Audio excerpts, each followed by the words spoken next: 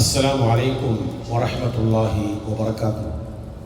கண்ணியத்திற்கும் பேரன்புக்கும் உரிய புனித உம்ரா பயணம் செய்வதற்கு ஆயத்தமாகி கொண்டிருக்கக்கூடிய புனித பயணிகளின் கனிவான கவனத்திற்கு, இவ்வாண்டு புனித ரமலான் மாதத்திற்கு பிறகு நிறைய மக்கள் புனித உம்ரா செய்வதற்காக ஆயத்தமாகி கொண்டிருப்பது நாம் அறிந்த செய்தி. ஆனால் இவ்வாண்டு ரமலான் மாதத்திற்கு பிறகு உம்ராவுடைய விசாவுடைய நடைமுறைகள் சற்று தாமதமாகின்றது.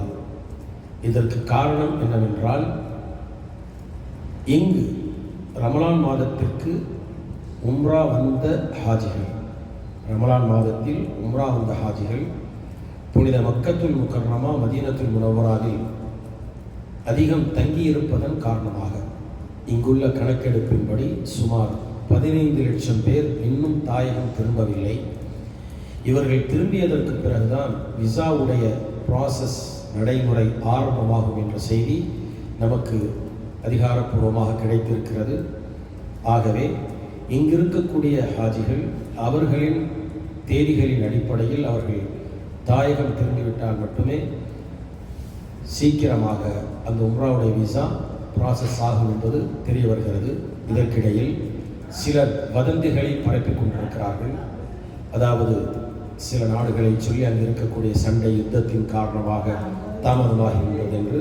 அப்படி அல்ல, வந்திருக்கக்கூடிய புனித உம்ரா பயணிகள் தாயகம் திரும்ப திரும்ப அந்த கோட்டா என்ற அடிப்படையில் அவர்களுக்கு மீண்டும் அந்த விசாவுடைய நடைமுறை துவங்கும்.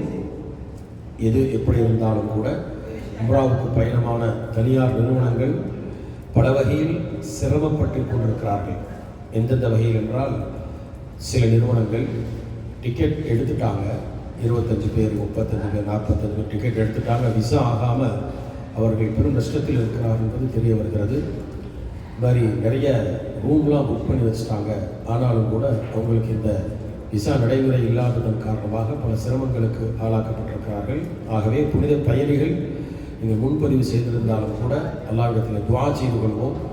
இந்த மக்கள் திரும்பிவிட்டால் இன்ஷா அல்லாஹ் சீக்கிரமாக அதன் நடைமுறைகள் துவங்கப்படும் என்ற சிந்தனை இருக்கிறது. அதனால் பதட்டப்பட வேண்டியதில்லை. எது எப்படி இருந்தாலும் அல்லாஹ்வுடைய நாட்டம் என்று உங்களுக்கு இருந்தால் அவசியமாக இங்கே வருவீர்கள்.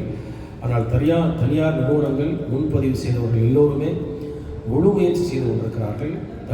தங்களுக்கு நஷ்டம் ஏற்பட்டாலும் பரவாயில்லை, ஹாஜிகளை நாம் அழைத்து வர வேண்டும் என்று துஆ செய்து கொள்ளுங்கள். இந்த ஆண்டு எந்த ஆண்டும் இல்லாத அளவுக்கு ரமலான் மாதத்திற்கு பிறகு உம்ரா விசா தாமதமாகின்றது என்பது நமக்கு அதிகாரப்பூர்வமாக ஆதாரப்பூர்வமாக இங்கே நான் மக்கா முக்கர்ரமாவில் நேரடியாக பார்த்த செய்தி. இதை பதிந்து பகிர்கின்றேன். அஸ்ஸலாமு அலைக்கும் வரஹ்மத்துல்லாஹி வபரகாத்துஹு.